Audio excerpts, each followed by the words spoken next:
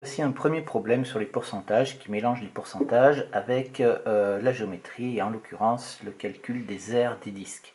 Dans cette figure-là, on vous donne donc des disques qui sont inclus dans des disques selon une certaine façon, une certaine disposition, et on vous demande de calculer des fractions, donc des parts des aires, des différentes aires de différentes couleurs, les unes par rapport aux autres. Alors, étant donné qu'on va travailler avec des disques, on va donc travailler avec les aires des disques. Et on vous demande à quelle fraction d'un disque orange correspondent donc deux disques violets. Donc ici, on peut avoir l'intuition du résultat graphiquement, mais pas toujours, ça dépend. Certains le voient très bien, d'autres ne le voient pas, dont je fais partie d'ailleurs. Et voyons un petit peu ce qui va se passer. Alors, je rappelle ici, l'aire d'un disque, c'est pi fois le rayon au carré. Et pour calculer la proportion, eh bien, il va falloir, attention, regardez, on calcule la proportion de l'aire du disque violet par rapport à l'aire du disque orange. Ça, c'est important, le par rapport, puisque ça nous indique quelle est la division que l'on va faire. Mais avant, il faut calculer chacune des deux aires. Alors, j'ai appelé R le rayon du disque orange, et donc, très rapidement, l'aire du disque orange, c'est pi fois R au carré. Ensuite, si on veut le calcul d'aire du disque violet, eh bien, on en détermine le rayon. On comprend très rapidement dans le dessin que le rayon du disque violet, c'est la moitié du rayon du disque orange, puisque ça marche pour le diamètre, donc ça marche pour le rayon aussi.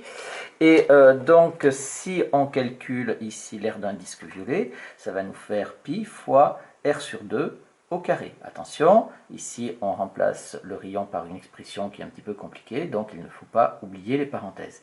Maintenant, les parenthèses s'appliquent, enfin la puissance s'applique sur tout ce qu'il y a sur la parenthèse, et donc quelle propriété est-ce que je vais utiliser? Je vais utiliser cette propriété-là, a sur 2 à la puissance n, qui est égal à a à la puissance n sur b à la puissance n. Et donc ici, ça va me faire égal ici à pi fois le carré s'applique à la fois sur le r, donc ça fait r au carré, mais il s'applique aussi sur le 2 en dessous, ça nous fait donc sur 4. Donc maintenant, ça c'est l'aire d'un disque seulement violet. Si je prends l'aire violette, il faut que je prenne 2 fois le disque, donc je multiplie par 2. Ici, ça va me faire travailler également avec les fractions, avec les simplifications. Je décompose 4 en disant que c'est 2 fois 2, je peux simplifier par 2.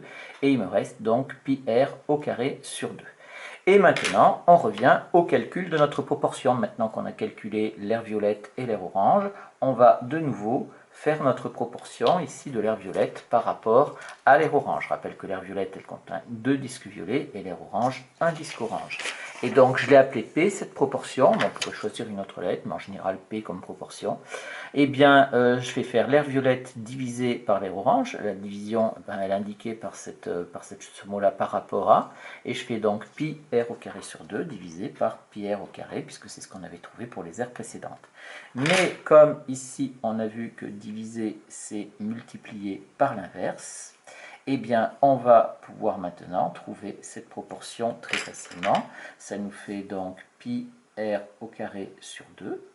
Et je multiplie ici, je divisais par pi r au carré, donc je multiplie par 1 sur pi r au carré.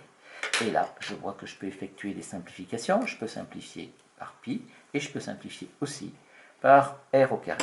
Et il nous reste donc est égal à 1 demi. Donc ici, l'aire violette, ici, elle vaut la moitié de l'aire du disque orange en totalité. Ce qui était, si vous l'avez trouvé intuitivement, c'est très bien. On vous demande de la deuxième question en déduire la fraction du grand disque que représentent deux disques orange. Eh bien, vous voyez que c'est exactement le même dessin, mais on est à l'échelle supérieure, c'est-à-dire que cette fois-ci, c'est le disque blanc qui tient lieu et place du disque orange, et les disques orange qui tiennent lieu et place des disques violets. Donc, la situation est exactement la même. Les calculs d'air vont se faire exactement de la même façon en prenant grand R qui sera le rayon du disque blanc. Et au final, on fera exactement le même rapport. Et donc, c'est naturel donc, de dire que le problème étant le même, on obtient exactement la même proportion, c'est-à-dire 1 demi aussi.